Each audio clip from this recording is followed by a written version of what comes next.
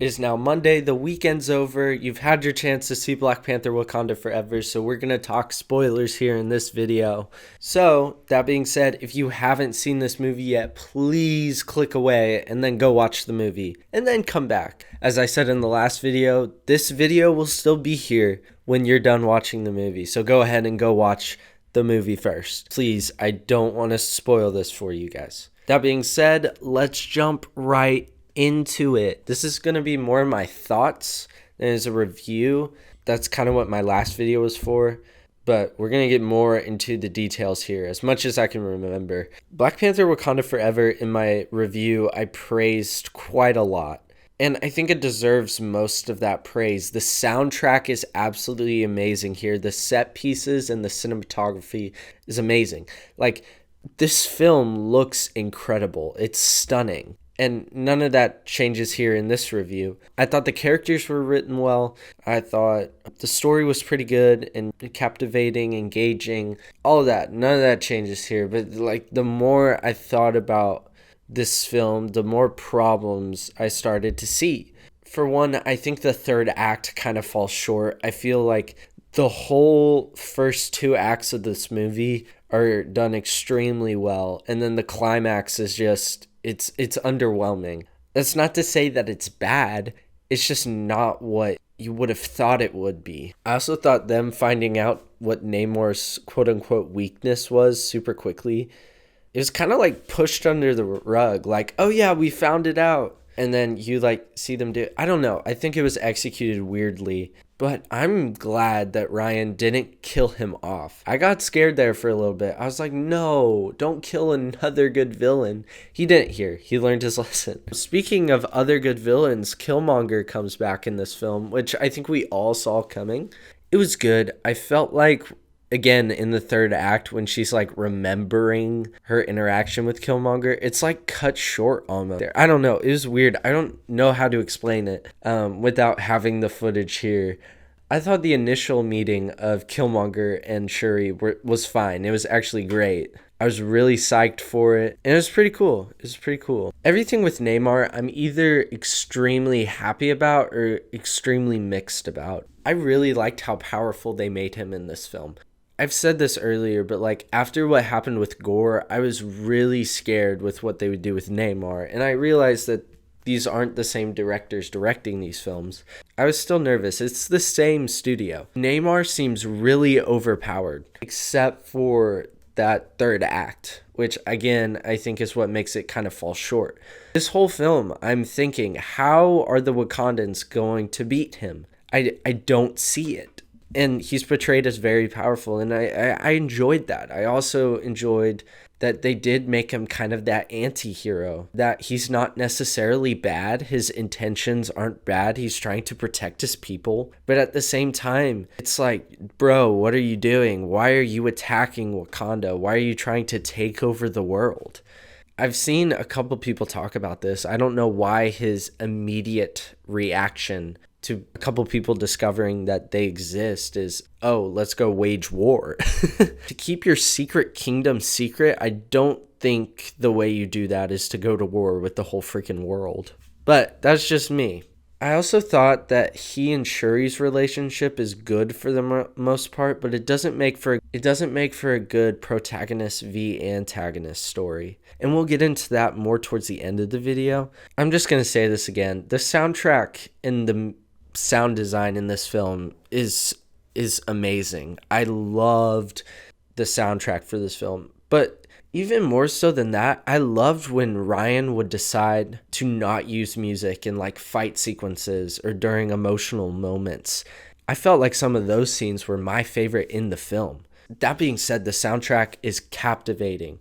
It's an expectation now from these Black Panther films that they have absolutely amazing soundtrack. I said this in my spoiler-free review, but I still have mixed feelings on Atlantis. I know it's like called Cowan or something like that. I'm going to refer to it as Atlantis just because I don't want to struggle to pronounce its name the whole time. I still don't think that was the right move. As I said earlier, I get it for this film, but for the grand scheme of the MCU, I don't know how I feel about this being Atlantis. Again, It looks amazing. It does well within this story, but I don't think its interpretation within the vastness of the MCU makes sense here. But I am also hopeful just with like seeing it here in this film and like actually enjoying Neymar and all that stuff that it could work. And I hope that I'm proven wrong, that this is one of the great changes and adaptations that makes the MCU even richer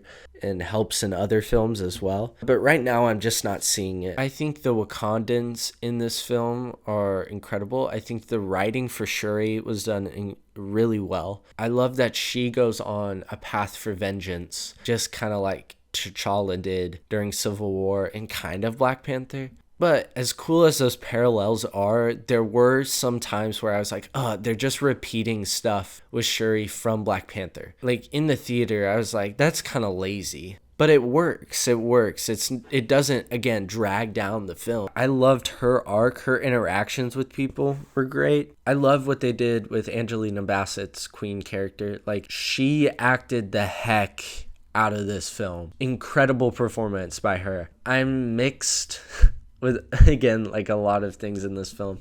I'm mixed with her dying in this movie. I feel like sometimes it was forced. Like, it was forced. Like, they needed something for Shuri to be like, dang it, I hate Neymar. I hate him so much, I want to kill him. Like, they needed that.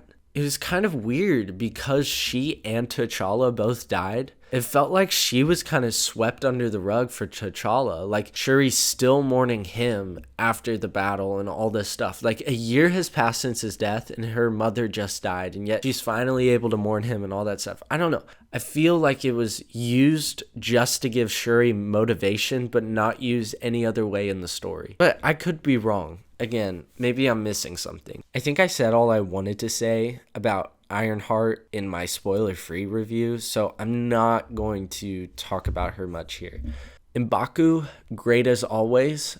Didn't like how little screen time he got. And also, like, I was really looking forward to seeing him and Neymar fight. Like, I thought I was going to be so cool. Like, him being like Fishman and then just this epic brawl. I thought that would have been really cool. But we don't see that in this film. And I was kind of disappointed with that. But I think he's often a voice of reason for Shuri. And I think he's a way more responsible leader, a caring leader than we saw in Black Panther. And I like that development of his character. Nakia, kind of the same way, is sidelined, at least for the first parts of the film. Then she starts getting more screen time. But great as always. I've seen a lot online that this film is too long. And I agree for the most part. I think a couple scenes could have been cut and made it a little bit shorter, but I also don't think you want it that much shorter. But again, it is kind of long, especially in comparison to the first film. I think the first film just reached 2 hours. If I'm wrong on that runtime, fact check me in the comment section, please. But it is a lot longer of a film. But I prefer having way more story and way more shots than not enough. Like, I'd rather have this than Thor Love and Thunder or this and Doctor Strange Multiverse of Madness in terms of length. Because like Thor Love and Thunder, it felt like everything was rushed through. Same a couple times in Multiverse of Madness. And so you don't really get that feeling here in Wakanda Forever. That's also a nice change of pace from MCU films in the past, is like it doesn't feel rushed. And I enjoyed that. Another change of pace that this has from the MCU is its tone. It's very sad. It's full of grief and moments of loss and characters struggling with those losses. And there is comedy sprinkled throughout, but it happens naturally. It's not forced. It doesn't try to tell a joke just for the sake of laughter. It feels like real human interaction. The jokes here, they're not super memorable, but they do land, and they do make you laugh and all that stuff, which you would want from a joke, but they don't go against the tone of the film, and you're never like, ooh, that was odd, that being there. But now I think we get to the big part, which is how they handled T'Challa's death. I thought the opening scene was okay. I mean, I credit Ryan Coogler. You can't really do much with him dying other than some unexplained way of dying. I know it's tough to believe that someone like T'Challa would die of a sickness, but there is no other explanation. Maybe you say that Neymar killed him and yada yada, but you still find problems with that. If you're going to kill him off in this film, this is the only way they could have gone that works. And I think they do it well. And then with the post-credit scene, I was like, oh, sure, he's going to be the Black Panther. That's whatever. That's what we were expecting.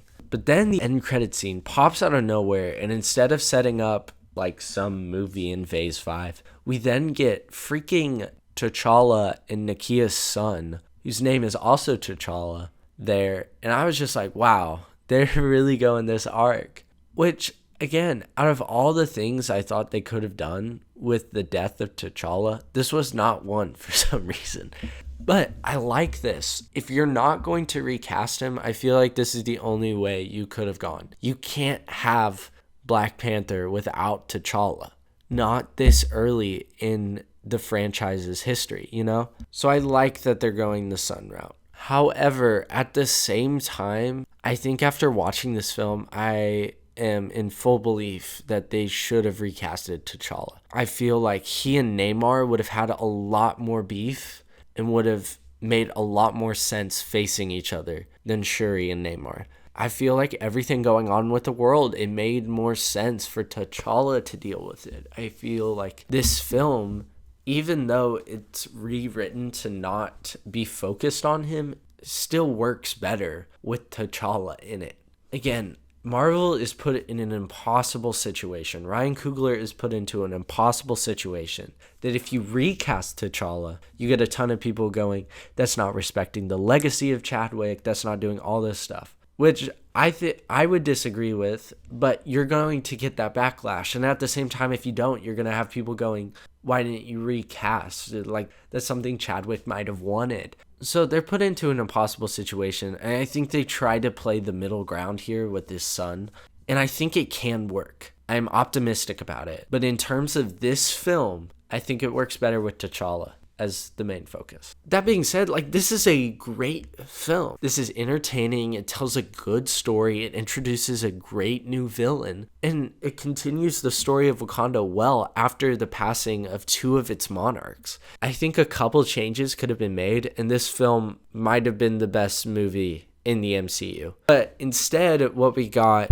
was a great film in the midst of other great films. It struggles with pacing. I think some of the creative choices it makes are questionable, but the soundtrack is amazing. The character development and the character arcs within this film are great. The set pieces and the visuals within this film are stunning to look at. This is a good film, and I'm excited to see what they do with Wakanda in the future. And it's always nice to go back to Wakanda. I think that's about it for me. Let me know down in the comments section below. As always, what did you think of Black Panther Wakanda Forever? Did you like it? Did you not? What were your favorite parts? Do you agree or disagree with me on anything? Let me know, again, down in the comment section below. Thank you all so much for all the love and for all the support. I really do appreciate it. As always, I love you guys. I hope you all have an absolutely fantastic day. And until next time, peace out, bro skillets.